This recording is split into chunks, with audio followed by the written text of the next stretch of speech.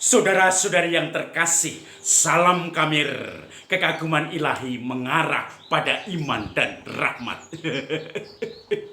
Hihi, aku mempunyai mata. Mataku bisa melihat dengan tajam, maka aku akan menembus fakta-fakta yang kulihat secara manusiawi.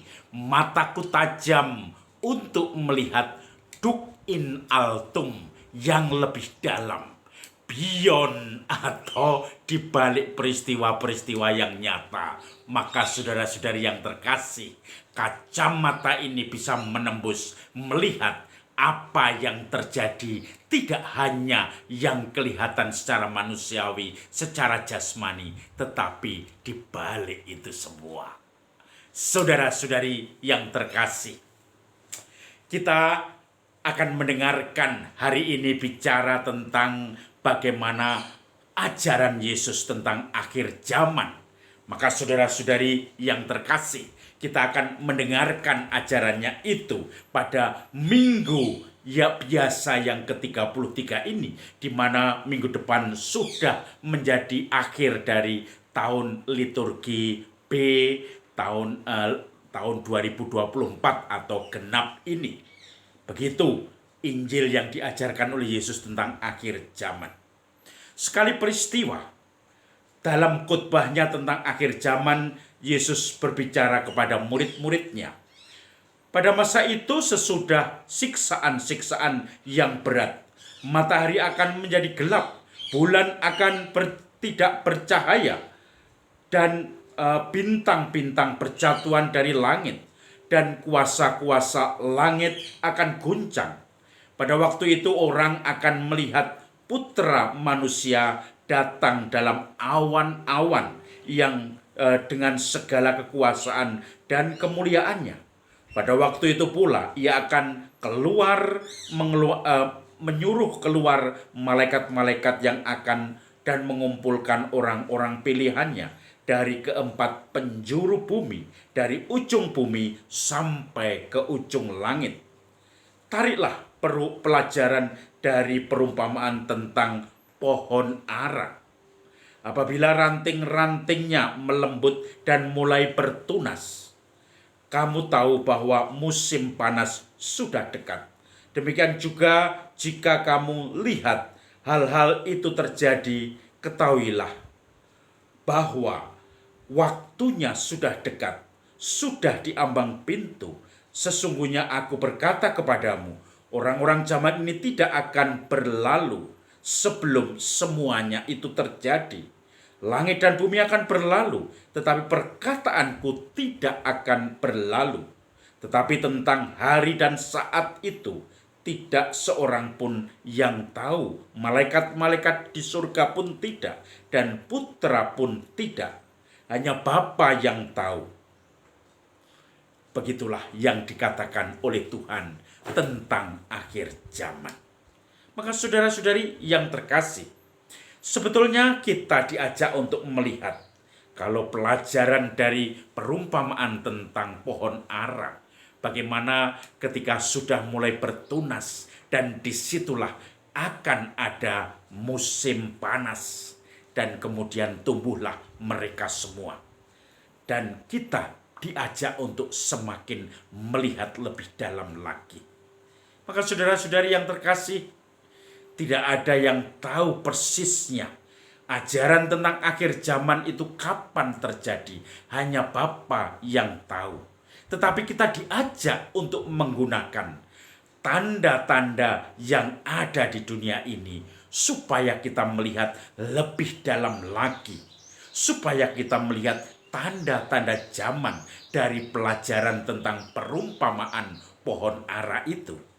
Bagaimana itu musim-musimnya sudah diatur dan semuanya bisa diterka atau ditebak dari situ.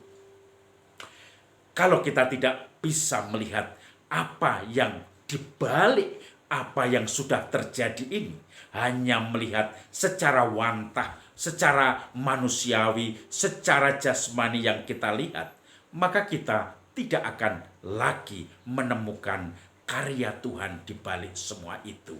tanda-tanda itu. Saya dulu melihat bagaimana ada seorang guru waktu saya SMP. Itu guru agama Katolik saya. Biasanya kalau di sekolah negeri beberapa kelas yang Katolik disendirikan, kemudian pelajaran agama di waktu-waktu tertentu dan menggunakan pojokan ruangan yang kecil begitu. Lalu kemudian guru itu mengajar beberapa kelas dari kami karena satu kelas paling hanya 4-5 siswanya, itu pun sudah dianggap banyak. Maka kemudian ketika pelajaran, dulu saya 2 kelas itu ada 7 siswanya, dan kemudian kami diajar oleh seorang guru agama yang sungguh-sungguh menakjubkan. Tetapi saya tahu guru agama itu saudara dari tetangga saya. Dia mempunyai anak 7 dan kemudian bekerja sebagai katekis dan guru honorer agama saja. Tetapi saya heran bagaimana dia bisa mendidik 7 anaknya itu menjadi anak-anak yang paling tidak bisa bertahan hidup, sukses dalam tanda kutip. Mungkin tidak terlalu sukses sekali, tetapi bisa menyekolahkan mereka sampai sarjana. Kita tidak akan mungkin secara kalkulasi matematis untuk melihat guru itu untuk menyekolahkan anak-anaknya semua sampai kuliah. Tetapi itu bisa terjadi karena kalau kita melihat di balik dari semua peristiwa itu, dari kenyataan itu, kita bisa menemukan kehendak Tuhan. Dulu saya juga sering berdiskusi dengan beberapa orang yang tertarik untuk membuat film yang bagi saya menarik, yaitu seorang dosen menjadi rektor di Universitas Halu Oleo Kendari, dan kemudian orang itu dari kampung yang sangat jauh dari kota, kekeringan dan mencari air pun susah. Maka judulnya film itu adalah Mengejar Embun ke Eropa. Karena ketika kecil, ketika SD, anak itu selalu mengejar embun. Di situ banyak tanaman singkong. Mereka tidak mungkin mandi karena menghambur-hamburkan air untuk minum dan masak. Maka mereka kalau mandi, anak-anak di kampung itu selalu pagi-pagi sebelum matahari terbit, dia mengambil embun-embun dari daun-daun singkong itu, kemudian ditaruh di badannya, di mukanya, seakan-akan itu menjadi mandi. Maka pagi-pagi mereka sudah lari ke kebun untuk mengejar embun. Maka ketika ada kesempatan mendapat kuliah beasiswa di Eropa, di Italia, mahasiswa itu atau dosen muda yang dari Kendari itu kemudian akhirnya bisa meneruskan dan menamatkannya dengan hasil yang cemerlang dan menjadi rektor Universitas Halu Oleo, dan dia menjadi dikenal di sana sebagai tokoh pendidikan yang jujur. Maka saudara-saudari yang terkasih, kalau kita melihat bagaimana fakta-fakta lingkungan di sana, kampung yang serba miskin dan fasilitas yang terbatas, prasarana yang tidak ada, tetapi bisa mencapai pendidikan yang tinggi, mendapatkan segala macam beasiswa, dan akhirnya menjadi tokoh terpenting dalam pendidikan di kota itu, di universitas yang sangat tersohor di sana. Tidak mungkin itu terjadi.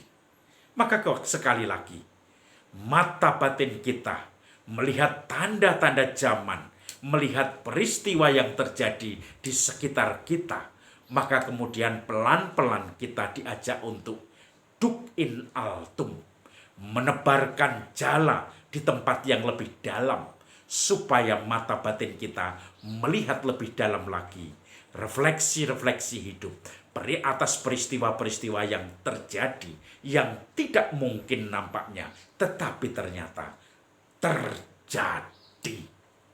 Saudara-saudari yang terkasih, dalam kesibukan kita, ketika kita mencari tahun atau mencari akhir zaman itu, ketika kita mencari kapan kehadiran anak manusia, kita akan menemukan ketika kita duk in altum, menebarkan jala yang lebih dalam, dan kemudian menemukan sesuatu hal inti dari kepercayaan dan iman, dari nilai-nilai, yaitu campur tangan Tuhan yang selalu menyertai kita. Salam Kamir, kekaguman ilahi mengarah pada iman dan rahmat.